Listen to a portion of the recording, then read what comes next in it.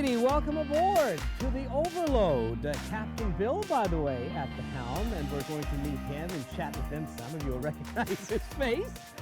So it's a pleasure to be welcomed so warmly on his vessel. It's going to be a great show. And this is another first for Here and There because, yes, routinely, you know, we take the show on the road, but today we're on the water, and we are so excited to have your company today. We're sailing on the 14th largest lake in the world out of Lake Ontario. It's about 300 kilometers long, and when you look at the width, about 80 clicks. And you know, yes, typically, Labor Day hits, the school is back on. Yeah, generally speaking, it's the wind down of the boating season. Not exclusively, some extended, and there may be some good reasons for that. We'll share that coming up. But this could be, and in fact, I think this is the last sail of the season for Captain Bill, and we'll find out for sure. He's giving me the thumbs up. But what a beautiful day to get a unique perspective of parts of the GTA. Ricardo's going to pan over a little bit, and it gives you a little idea where we are. So we're just in the Oakville area right now, and we'll show you the HNTI in the sky coming up a little later on. The water temperature, by the way, is 17 degrees, and you know, overall, that's pretty typical for this time of year. I wouldn't say you want to go in for a dip, but I have to check these things out because if by chance I go overboard, I want to know how long I have. You know, or maybe more appropriately, if Vern doesn't do what he's supposed to, we make him walk the plank, right? Anyway, listen, a great show. Coming up, we're going to do the full forecast. We're going to start the very first fall color report. If you want to do some leaf peeping, some of autumn splendor, the show has begun, which is great. We'll reveal some hidden treasures that are sitting at the bottom of the lakes here. In fact, there are many of them, but one in particular that was, I want to say, recently discovered. It was a few years ago, but it's a huge part of that puzzle for the Canadian aviation history. So we'll talk about that. I'll show you some images. Plus new AKQ. We'll have that in just a moment. And in our nod to nature, we are going to show you one animal that is considered a true climate change superhero. Very cool and very cute, might I add. But let's get to the AKQ. So we are aboard the Overload, and the question for you today, if you could own for one day a luxury boat, luxury car, or luxury plane, which would you choose and where would you go? It doesn't matter how long it takes you to get to that destination, but which mode of transportation and where are you going for that one magical day? Now, for me personally, I got to be honest, I think it would be the boat. And I would love to do a one-day adventure in the Mediterranean. I just think it would be amazing. So that's the question for you. Vern? A boat to Costa Rica. To Costa Rica. I like that. Ricardo? A yacht in Monte Carlo. So we're all boat guys here. And Monte Carlo. Oh, yeah. Are you gambling while you're there? Yeah. 007. For sure. We want to say hello to lots of people joining us right now already this morning. Kathy, Jonathan is joining us. Hello, Jonathan. Good to have you with us on a Friday. Linda, Mary, Tracy, also Alan saying good afternoon on a beautiful sunny day. It really is a spectacular day, and I got to tell you, there's one more of those on the way into the weekend. More details in a moment. We also have John Shepard joining us, Janet from Port Hope, Joyce, Donna saying good afternoon, Susan Gibbons is joining us, Brenda Sim is joining us out from southwestern Ontario. Good to have you. And Kathy is saying hello from Burlington. Love the water. You know, I bet you there are a lot of our viewers that enjoy going by the water. You know, that has been sort of a reoccurring theme here on the show because there's something, it's almost like a magnet. Now, whether you're literally on the water in a boat or along the shoreline, there's just something about it, and it certainly is healing for sure. Cindy adds a beautiful day for sailing, and Kathy says a lovely day tone on the lake. Joyce is watching us. Also, Christopher says, ahoy matey, very nice and beautiful indeed. And Jane says, beautiful day to be on the water, and looks like you have fairly calm waters as well. Watching from the beautiful waters of Lake Simcoe. Well, it's good to have you along, and you know, it is. That's one of the things that Captain Bill said. Pretty calm waters, which is a treat, especially on a Friday. And Connie says for the AKQ, I would love the luxury car, and I'd go to Ottawa. Very cool, I like that. And of course, when we're talking luxury car, you know, Connie, we're talking Bugatti or something. We're talking $1 million plus. So this is all part of the dream on a Friday. Donna says a boat for sure and chooses an Alaskan cruise, an Alaskan adventure. Peter's joining us saying hello from Haliburton. Also Stephen's with us. Giselle is joining us from Burlington. Hey, happy Friday, Giselle. Good to have your company today. And also, CE Snowflake says air travel. Hates boats, but I'd head to Europe for a few months. Well, this is just a day. Let's not get greedy, but good for you. It's each to their own. Hello to Linda and Carl, Ricardo, well, you know, he's our photographer for the show. He's watching, and he's saying, nice job, Ricardo, on keeping the horizon level. So he's looking at the show through the eyes of a photographer. And Cindy says, seasick for sure, not a water baby. Well, that's okay. I have to tell you, though, the one thing that always gets me is the peace and quiet you have out here. And, you know, the fact right now we don't have, you know, I don't see actually a single other boat. We did notice about 40 minutes ago, it appeared to be a tall ship, but it was getting closer into the Toronto area. We wanted to get closer and it just took off. But we even got the binoculars out and we're trying to figure out, so if anybody knows if there is a tall ship in the city, it looked like it from a distance, which we thought was very cool. Now, you know, we mentioned earlier as well that, you know, into the Great Lakes, there are many sunken treasures. In fact, researchers say the Great Lakes Basin, literally, there are thousands, you know, of different, let's say the remains of ships littered on the bottom floor of our Great Lakes. But I was interested in particular for the stuff that's found in Lake Ontario. Now, to be precise, this particular discovery was out in the eastern sections, in around the Prince Edward County area, but it was a significant one. And you have to date back to the 1950s when we're talking about the Royal Canadian Air Force, when they created a fighter jet unlike any other. And of course, we're talking about the Avro Arrow. And this thing was a true marvel because it approached speeds of Mach 2 almost. That's 1,800 kilometers you know, per hour, which is just amazing. But what's fascinating back in the 1950s is that they did not have wind tunnels large enough to test it. Right? They were making something that was never done before. So they created models, 1/8 scale models that they actually fired off from Prince Edward County up into the air, and it would crash into the lake. And for years, there were many expeditions trying to solve that last puzzle piece in terms of the story of the Avro Arrow. Many expeditions, many years, no luck. And then it took a private mining company. I want to bring up some of the photos, so Jason will pull that up for us, because it really is quite amazing to see that they did find it, this private mining company. And overall, there were 12 made, and they're fairly large. They're 3 meters in length, and it was a private mining company that were successful, and that has now, you know, started to connect the dots. And the Arrow program, of course, was suddenly canceled, and some may argue, perhaps more famous for the mystery and the intrigue surrounding its cancellation than maybe the innovation that built it. But just to see that, and those are some of the images here, and I have to tell you, there are many, many other items in that area that was known as a military area off Prince Edward County, off the shores there. So it was very difficult to find, in particular, these models because they're covered, the bottom floor is covered with lots of other military debris, and now you've got sea life that's moving over it. But this is really quite a find, so I thought it was quite something. There were 6 planes that were made in total. It is believed all of them, including the diagrams, the specs, were all destroyed. Now I say believed because there are some reports that, you know, maybe these plans are still in some locked file, some cabinet, and maybe, you know, somebody's keeping it in terms of the military. I can't say that with proof, but I was just doing some research, so I found it really interesting. And you know who I would think knows a little bit about the history as we walk down? What's the back of the boat? The stern? What? Stern, yeah. I got it right. Look, it's Captain Bill here. And Captain Bill certainly looks a little familiar. If you go back to the big 9 days, what a pleasure it is to be on your boat, sir. It's great to have you, Anwar. So I have to ask you right out of the gate, Okay.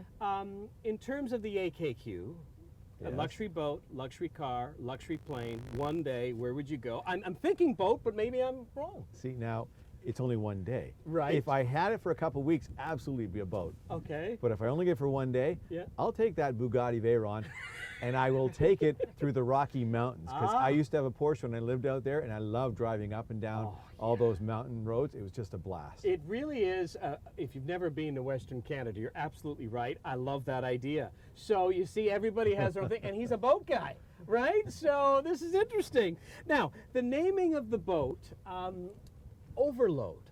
I did not name it. Oh, okay. We bought this boat about 9 years ago, Yeah. and that was the name on it. Okay. So there's a whole ritual to renaming a boat. Right. You have to make donations to Poseidon. You have to all sorts of stuff. Oh, all sorts. Yes. overloaded it is. Oh, absolutely. If I were to name Right. it, I would call it Bill of Sale. Ah, I love that. But Yeah, the bill of sale. it's such a hassle to change the name of a boat, and it's bad luck if you don't do all these things. Terrible things can happen, and so. Well, it's funny you say that because the naming of a boat, it goes back thousands of years. Yeah. And the idea was, you have to remember, I mean, they didn't have GPS or satellites and weather forecasts. And what they did, they thought if they would name it after a god or a saint, it would bring good fortune for your travels, Yeah. right? Overload's not a god or a saint, just so you know. No, clearly. As long as it wasn't overboard, I think we're okay. It's not. But, you know, it's interesting because everybody will have their own reason for a name, and I think it is a personal thing.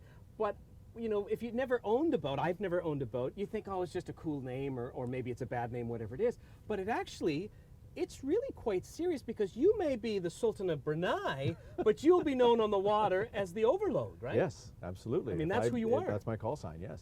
So I call in. Sailing sloop Overload, yes. you see that? So, you know, it's not just being creative and having some fun with it. It really becomes who you are on the water. And it will stay with you unless you want to pony up some money and say, Well, no, it doesn't cost you anything to No? change. I mean, it's $30 to I change the see. registration name. But it's a whole- But it's the whole procedure, and sailors are very superstitious. Very Yeah. few people want to change the name of their boat. Yeah, no, and I think that's with a good reason. Catherine says, hello there, sailor. Late greetings from T.O. Looking good.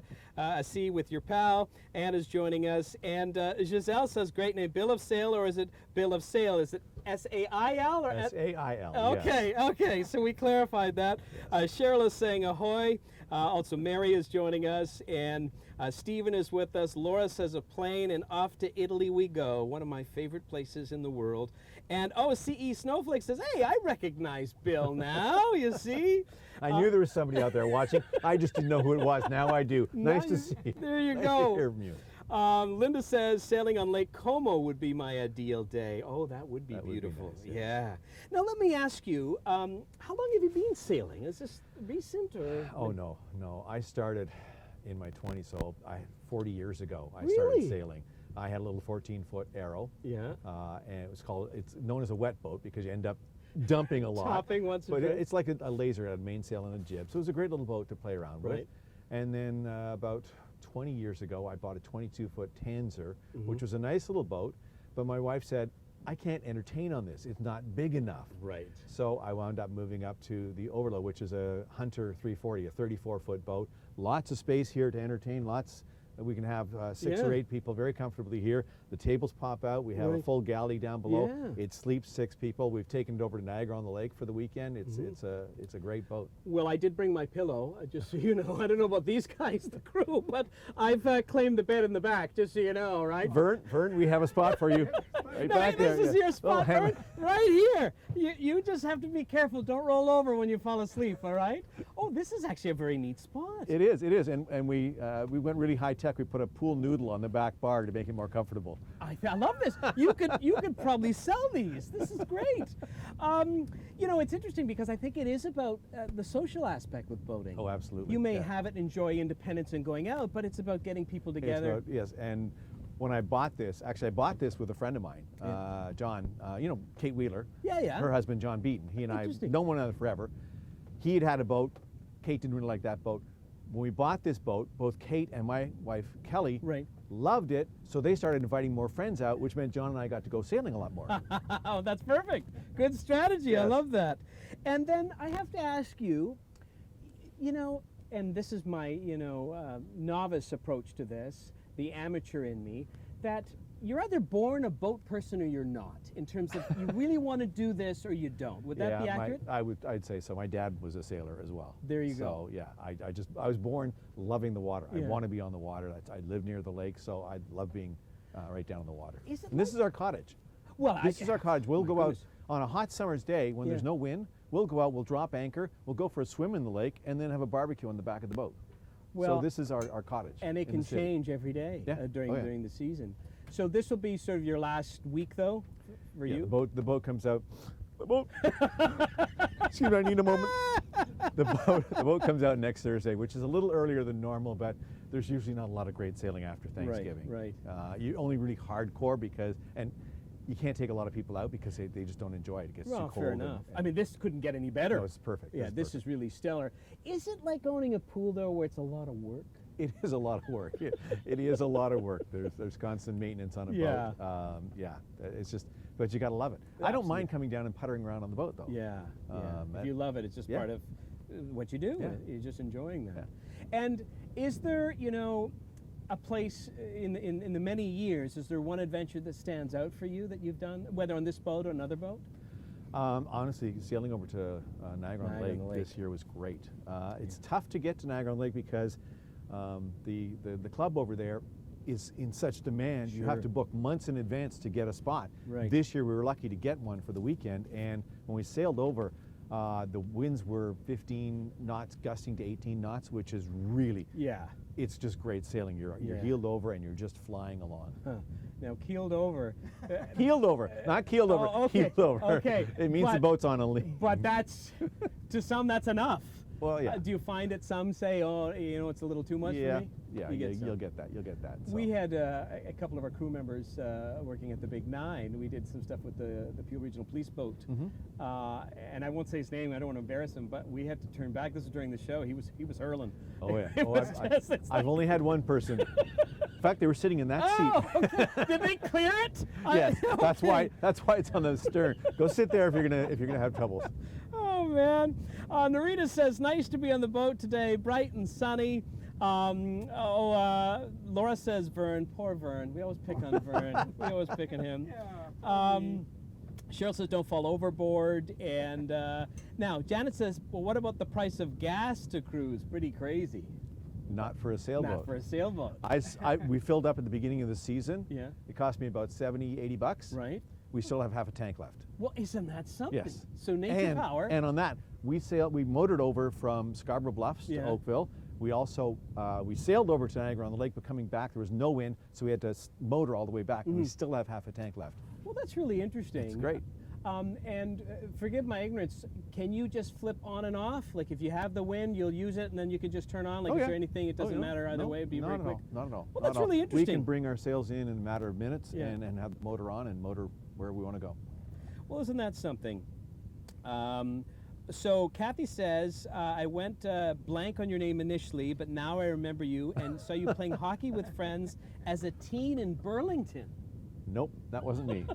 I never played hockey in Burlington. Okay. I played a lot around the GTA, but I don't recall ever playing in Burlington. Okay, well, you know what? You just have that face. Okay. Oh, man. So listen, we mentioned that for some people, they may extend the boating season, and it could be to see the fall colors. Have you ever done the Thousand Islands before?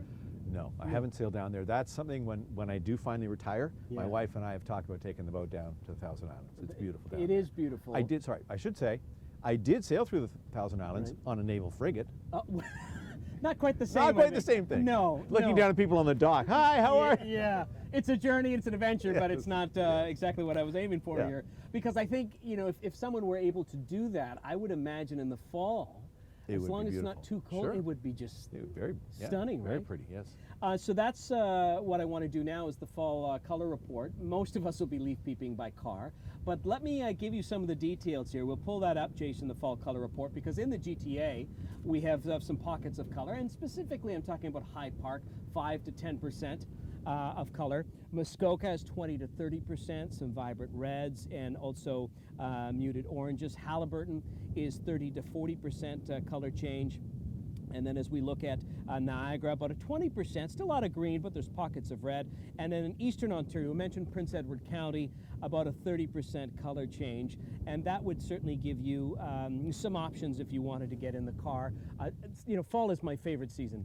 I love actually the crisp air. I've said this before, the colors, the leaves under our feet. So just a beautiful season, but this is a whole new perspective. And what I want to do now is take us out on the HNT, the Eye in the Sky, And Ricardo has shot some beautiful drone footage. Just to give you an idea of the perspective, you know, we're on the boat, we're on the water, but let's take you up to the sky, because it really is, this is stuff that really changes you when you get out, because you are alone and it's very quiet. And especially with a day like today, you can see the land, depending on, you know, what city you're by. So let's take you up in the sky, and I'll tell you that Toronto right now is about 30 kilometers away from where we are. Hamilton is 25, and New York, as we head further south, is about 55 clicks. So as a result, you know, the options are yours. But just such a stunning view, and boy, that's, Ricardo, you've shot some great stuff. It gives you a real idea of where we are. And Lake Ontario itself, you know, is quite deep. On average, the depth is about 85 meters, 245 feet, but in spots, it goes down to 800 feet. I mean, that's pretty deep. But as I mentioned earlier, one thing you'll notice right away is just how quiet it is here. I mean, we really are, as I scan around and you look at our eye in the sky, we're the only one that looks like there's one more sailboat behind us. We're going to attack now. Okay, Bill says we're going to attack. What does that mean? That means we're turning around. We're coming Oh, about. we're turning around, okay. Okay. And I should mention, folks, there may be a chance where we drop our caught signal. on the other side. That's if good. that happens, Please there. we will just reboot, and all you need to do is reload the show on Facebook, if it happens, just so you know, because obviously we're relying on signals, but I think we should be okay. But Giselle says, what a great view from the drone. And Margaret adds, so much fun being on the water. Bill, do you get to Port Dalhousie much? Viewers asking.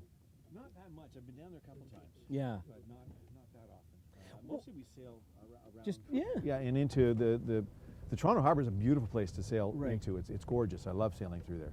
Do you find that it is really just to go out and go on the water, Yes, destination yes. unknown? Doesn't Even matter. a few hours, wherever the wind takes you, just for a few hours, Yeah. it's just so peaceful. When that moment when you motor out, you put up the sails, and you turn off the motor, and you're under. It's just so quiet. Just Just so quiet, yeah. nice. Yeah. And that's what the beauty is. I really think, you know, everybody should try it at some point. We're not saying you have to buy a boat, but if you get a chance, whether you do a day excursion, it really is quite an adventure. I'll charter. Maybe it's a new career for me. I can charter the boat. I love it. I love it. Okay, so Bill's doing charters. This sounds like another show in itself.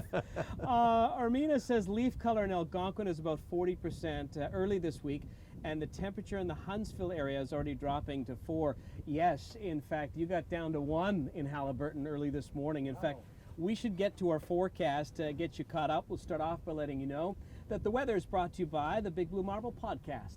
Listen along to undeniable stories of our changing planet and the amazing people trying to save it. It's available now on your favorite podcast player or online at www.bigbluemarble.earth. So as we continue to connect with you as we stream live here on Lake Ontario aboard the Overload, Bill Hutchison is our captain, and we have Rose joining us. Joanne, Kathy is also joining us, and again, Giselle say, so wonderful to see expats from CTV. Well, listen, that's something. Okay, so Eleanor says, so nice to be out on the water. I grew up living on King Street facing the Boulevard Club and the lake. Just loved it. As I said earlier, there is something about the water. There's no doubt about it. It's you know, like a magnet. What I wanted to do is connect back with Bill. This might be difficult for Ricardo now, so Vern, watch it, because he's going to have to turn around, because both Bill and Vern are part of the Oakville Dads Club, and it's a really neat group of men, because it's dads, and they help charitable ventures. So Bill, you know, recently there was a big golf tournament that occurred, and you guys raised some money. We'll pull up a photo of you know, the members for the golf tournament, but tell me a little bit about that in terms of where did the money go, because you raised thousands of dollars. Raised $18,000 from the golf tournament. Wow. Yes. Oakville Dads is a great group because it's very supportive. If you need to know something about Oakville, just ask Oakville Dads, and they're very helpful in that regard. Yeah, it raised $18,000 in the one day. It was International Speak Like a Pirate Day. You know the entire pirate alphabet? I, R. Sorry, that's a dad joke. An You Oakville used dad that joke. day, I yeah, bet. there you go, yes. Oakville Dads was founded by Jeremy Sims. The money is going to go towards the Oakville Fair Share Food Bank, Meals on Wheels, and a new Oakville Dads Scholarship Fund. Oh, wow. Yeah. Well, isn't that something? So we certainly, you know, we love to connect with community endeavors. So I think that's fantastic, and we look forward to updates on that. Very cool. And maybe if we do Bill's excursions, we'll funnel some money in that. And it comes with your own weather forecaster, might I add. As we get set close to wrap up, I want to get into the nod to nature, because this is just a really cool thing. And not only are they climate change superheroes, but likely the cutest animals on the planet. And we're going to be talking about, cue the sea otters video, Jason, because sea otters, they're very charismatic marine mammals, and they have quite an appetite. And that's the key to this story, because they eat up to 30% of their own body weight in food each day. And, you know, that is the secret, because among other things that they eat, mussels and clams and crabs, they love eating sea urchins. And the little spiny creatures, these urchins that some people call the porcupines of the sea, they graze and destroy kelp and seagrass. And we need the seagrass because that marine vegetation plays a crucial role in mitigating climate change. You know, coastal ecosystems with marine plants like mangroves and seagrass, they help sequester 20 times more carbon per acre than tree forests on land. And we don't see it, we take that for granted. So the whole thing, the connection here is, the healthier the sea otter population, the more that they eat in terms of sea urchins, and that means that the underwater kelp forest will thrive, and there's less carbon in the atmosphere. Sadly, they're an endangered species. So, you know, that's something, an effort that we're going to have to make. You don't think about it, but there's such a significant role. Nature tries to balance things out, and that's what the Nod to Nature feature is about. All of us, you know, getting that conversation going. And just something as cute as a sea otter can have a huge impact in terms of climate change on Earth. So very cool stuff. All right, my friends, what a day this has been. We want to thank you for joining us as we get set to wrap up here on a Friday. As always, I ask for your support in terms of showing me a parade of hearts and a thumbs up. Make sure you follow the page so you get notifications, and share it. Tell some friends. I mean, it doesn't get better than this, and we are the first of its kind in Canada to do a show like this, and it's all about connecting in real time. So it's been an absolute pleasure to have your company on a Friday. Big thank you to Captain Bill. Thank you, sir. Land ho! Land ho indeed. So we wish you a wonderful weekend. If you're watching the show on the replay on YouTube, please like and subscribe to the program. Support the channel as we continue to grow. We will see you next week on another edition. And where will I be? Here and there. Take care, my friends. See you later.